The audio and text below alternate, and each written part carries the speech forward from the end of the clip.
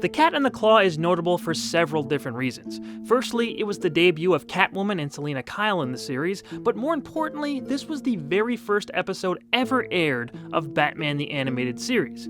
In the production order, this two-parter was the 15th and 16th installments respectively, but on September 5th, 1992, The Cat and the Claw Part 1 debuted the series on television. This was followed the next day by On Leather Wings, and Part 2 wouldn't air until 1 week later.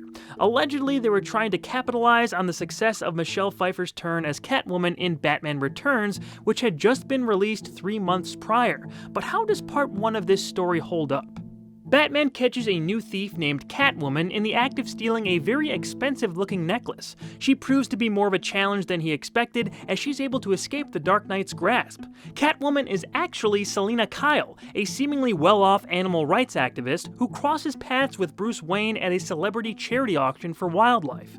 As Bruce and Selina get to know each other, Batman and Catwoman continue their encounters in costume.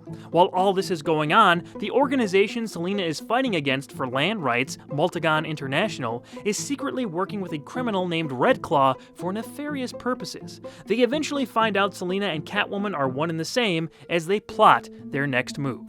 I think this is mostly an unspectacular episode. They seem to be playing a lot off the relationship Bruce and Selina had in Batman Returns, but since they were likely in production simultaneously, I'm not sure how much they were allowed to get a peek at before that film came out in June of '92. Some of Selina's looks in this episode are definitely reminiscent of Michelle Pfeiffer, and the concurrent budding relationships of Wayne/Kyle and Batman/Catwoman sure seem to be following Returns' template. However, we know their relationship in the comics has always been this will they won't they thing, so it could just be that general format they were trying to follow. In terms of execution, their back and forth comes off a bit unintentionally awkward sometimes. Hey, I'll have to try and trim those claws. But sometimes when they're out of costume, they have their more, let's call them cuter moments.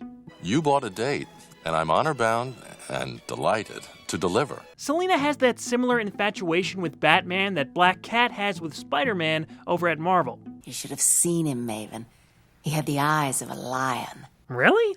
What kind of lions has this lady been seeing? Red Claw I remember well from back in the day, but she's not one of the best villains on the show or anything. Her plan is set up in a scene where they project images behind her. This was actually really well animated, as the projection hugged the contours of her face, creating an almost 3D look.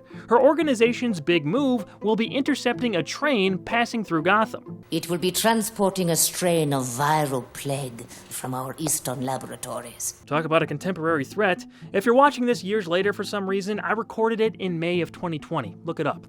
In terms of other memories that stick out about this episode, Catwoman cutting holes in windows with her claws has always been something I associate with the character, likely because of how much she does it in this show.